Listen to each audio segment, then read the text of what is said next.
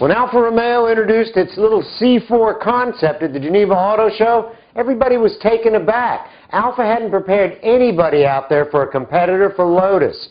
Now they have a renewed interest in the beautiful C8. I'm Michelle Rahal with the Drive Channel and thedrivechannel.com. Alfa Romeo is a name most of us have heard of, but if you were born after 1990, you really don't know Alfa Romeo. It's time we all did because it's coming back to America. Alfa is an acronym for, in English, Lombard Automobile Factory.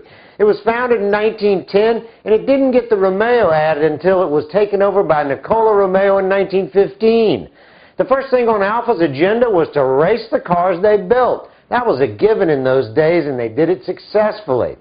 Without running through the history of both world wars, all the car manufacturers transitioned to war materials then. But not before one of their customers, Enzo Ferrari, raced for them and in 1939 started his own car company. Ferrari was born out of Alfa Romeo. Alfa came out of the Second World War with the intent of building smaller cars and racing them, which they did successfully in Grand Prix, Formula One, and sports cars. Many of the models were formidable in each decade up until the 1980s. These racing cars gave Alfa the technology to build better and faster cars for the street. The famous Alfa Romeo twin-cam engine was first built in 1955 and was used up until 1995. And I've worked on many of them, both good and bad. The GT Junior and the Spider were my favorites.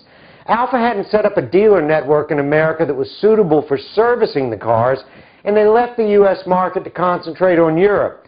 Well, Fiat owns Alfa Romeo, Ferrari, Maserati, and Chrysler. So they're coming back, and the little Alfa C4 concept is going to be the first one to hit our shores since the Alfa Spider. And many of those Spiders are still around today.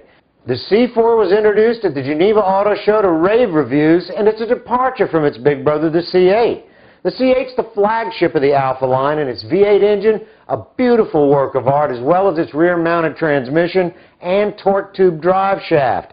Most of the Italian cars are gorgeous, and some are weird as well. But the C8 is in the price range of the Ferraris and the Lamborghinis, so we're probably not going to see too many of them here. What you might see is the Alfa 159 models that are going to be using the Chrysler 200 platform in the future. Now, it remains to be seen what dealer network they're going to settle on, and they may end up in some Chrysler showrooms or have smaller, more boutique stores. Alfa Romeo is on a mission to expand its global presence, and the U.S. is definitely on their radar, particularly with many of their smaller cars and, of course, the sports cars. The C4 is going to lead that lineup, but it won't be the front runner. They intend to come into the state slowly and deliberately through the association with Chrysler.